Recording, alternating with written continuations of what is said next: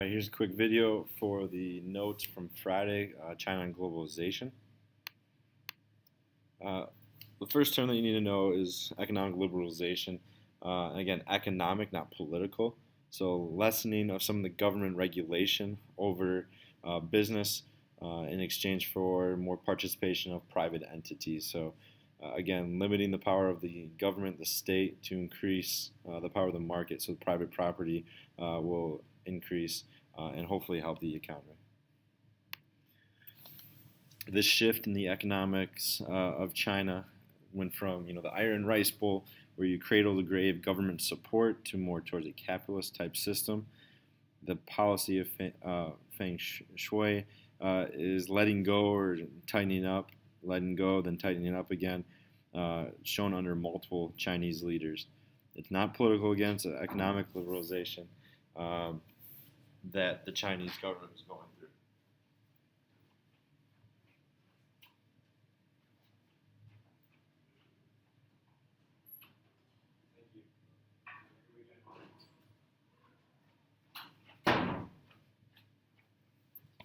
This policy also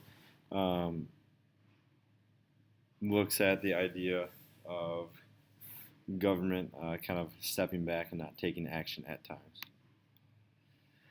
Chinese economy, Deng Xiaoping has the four modernizations. It's very important to understand the four areas that he wanted to help strengthen were the agriculture, industry, national defense, and then the science and technology areas. They're going from, again, those communes under Mao, which didn't work, to more private farming. And another thing that he began was the special economic zones. In China's economy, there's areas, especially on the coast, the East Coast, where they allow for tax breaks and other incentives to get foreign businesses to invest in those areas. So again, China's economy, they're still competing with private businesses, and what they did, they have state-owned enterprises, but these have really struggled under the Chinese government. It's a legal entity that undertakes commercial activities on behalf of the government. So the government is owning certain areas and competing with private sector, and it wasn't really working. So the government began in 2015 reducing these things.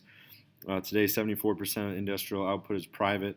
Again, if you look at the pictures there of Shanghai in the 1990s to what it looks like today, all the private businesses creating those skyscrapers and buildings to operate in some of those bigger cities. Here's a couple more pictures of Shanghai taken by yours truly.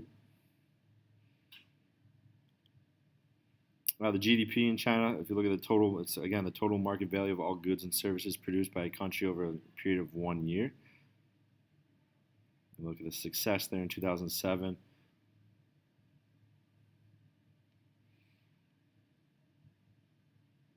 Again, if you're looking U.S. compared to China, U.S. exports to China in 2015 versus U.S. imports from China. So the amount of products going from China to other places.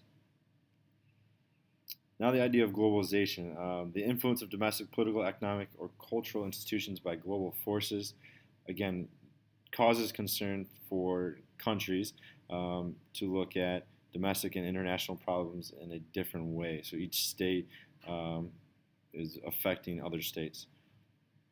Again, there's a linkage between those nations because of the industry. Free market capitalism is usually the system that is used under globalization, but some non-free market states are major players.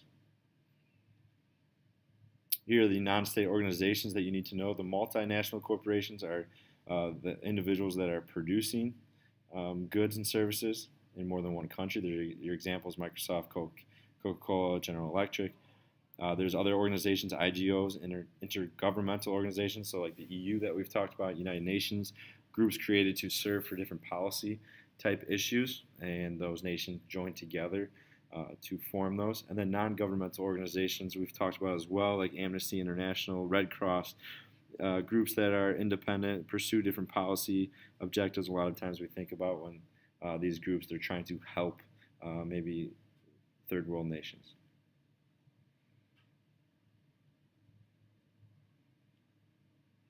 A couple of pictures at some industries and multinational corporations within China.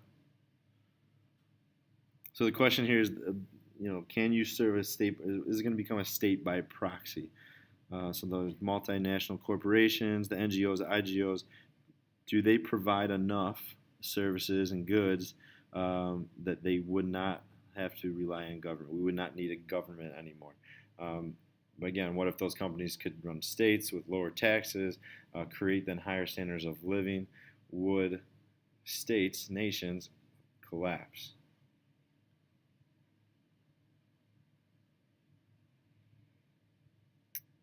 And if you look at globalization, supranationalism, these supranational organizations assist in regulating the spread of globalization, usually through money.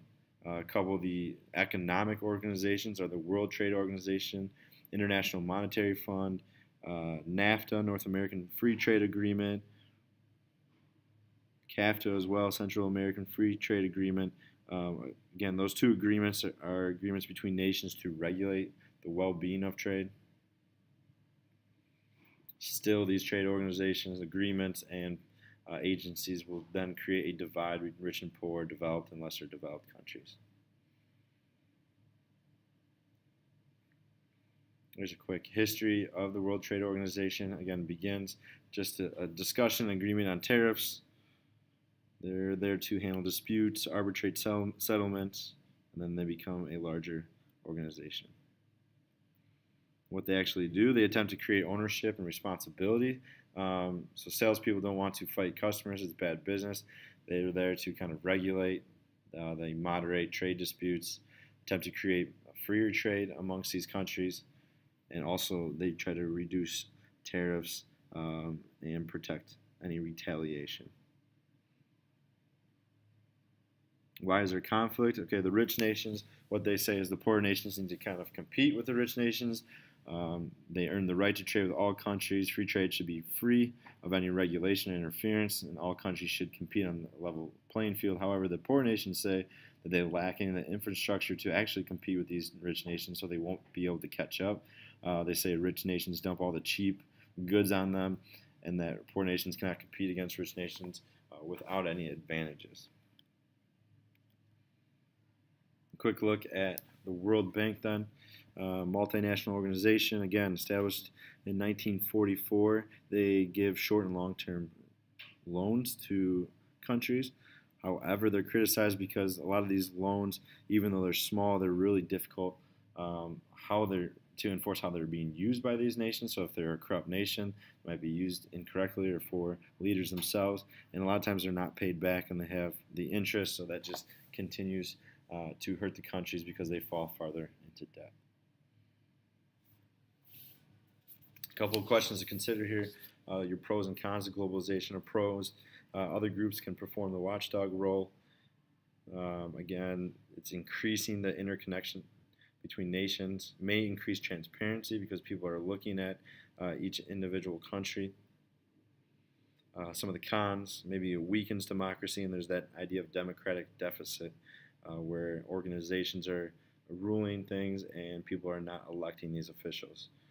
The three areas then of globalization are political, economic, and societal.